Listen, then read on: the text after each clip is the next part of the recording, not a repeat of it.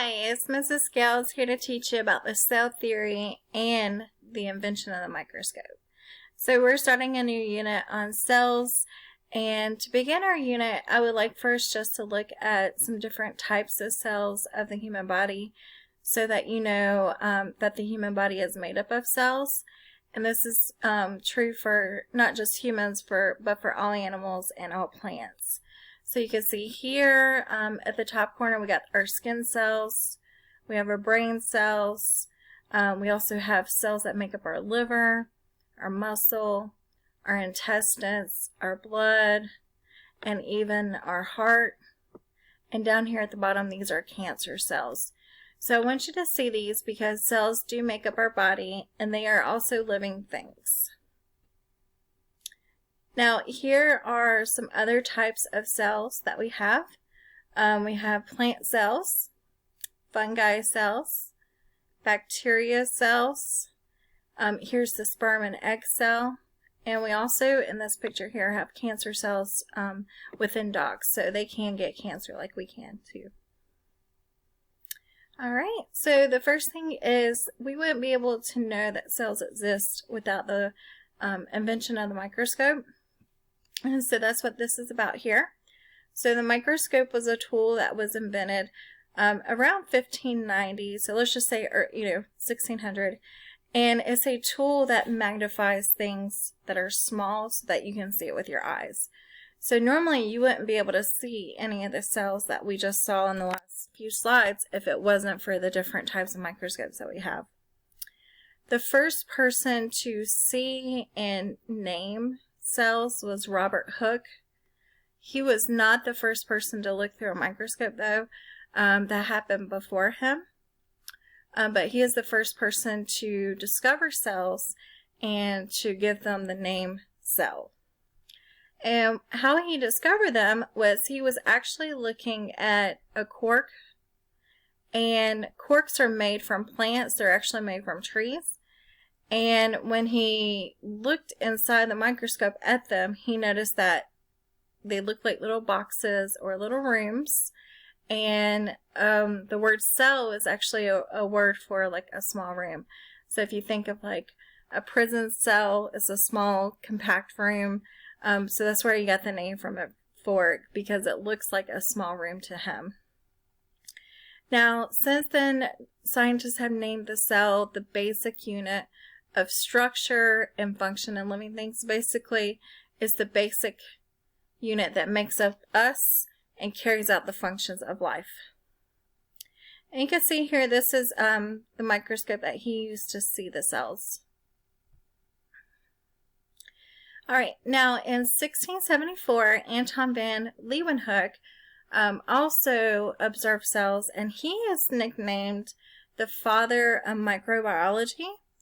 And he's nicknamed that because he discovered various types of cells. And you can see the different cells here that he discovered.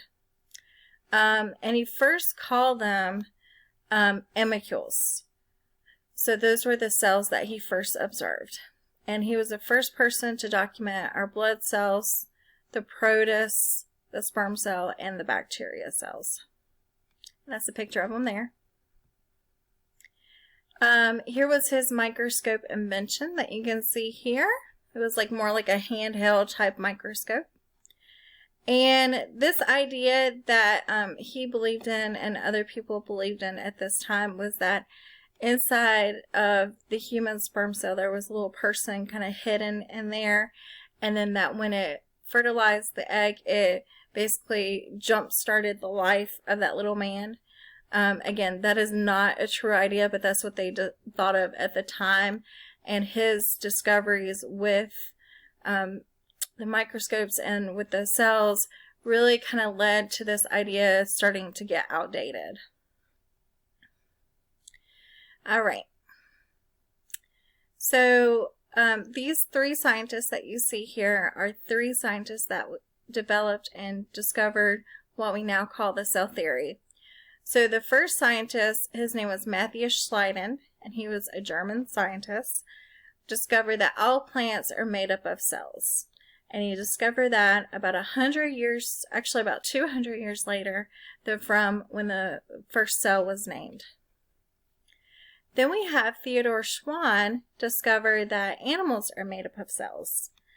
Now, the way that I remember which one of these actually discovered what is I think of like a swan here with Theodore Schwann, and an animal is a swan. So that's how I remember that one.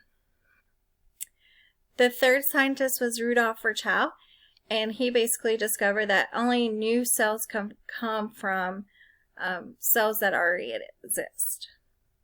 So these were the three scientists that worked on the cell theory. Now, the cell theory today says that all living things are composed or made up of cells. So that's the first thing. The second thing is that all cells are the basic unit of structure, meaning they make us up, but also the function in all living things. So they carry out the functions of life that we learned about last week. Also, in the cell theory, we also have that all cells are made from other cells. So they're made from pre-existing cells. And you can see that here in this cell division picture here. You can see the cells splitting off from one another. So they are made from cells. So cells come from cells. And this really started to give us more meaning of what is living and what is non-living. So I know we talked about this a little bit last week in class. Living things are made up of cells, okay, and we can see that when we take samples of them to look at. But if we pick up any of these non-living things, they do not have cells on them. There might be cells living within them, but they are not made of cells. So it's basically nowadays how we can tell if something's living or not. Now, the tools that we use to see cells, we use microscopes. And again, if it wasn't for the invention of the microscope, we wouldn't be able to see cells in the first place. The two types of microscopes that are used today, we have the compound light microscope, which is this one here. This is the typical one that you see in classrooms like what we have at school. And it's called a compound light microscope because you look through two different lenses at the same time. So you look at that through the eyepiece, which has a lens, and then you look through the lens here. And those compounded together, a compound, make it a compound microscope. So there's two lenses that you look through. And what it does is it bends the light, which the light comes from the bottom here, and it magnifies the object when you look at it through up here. So again, you wouldn't be able to see cells without the microscope. Now, the second type of microscope, which is super expensive, so the price jump goes from like, a couple hundred for these types for the compound light to like, $50,000, $100,000. Like these are super expensive microscopes. But what they use is a beam of electrons, and it produces a magnified image.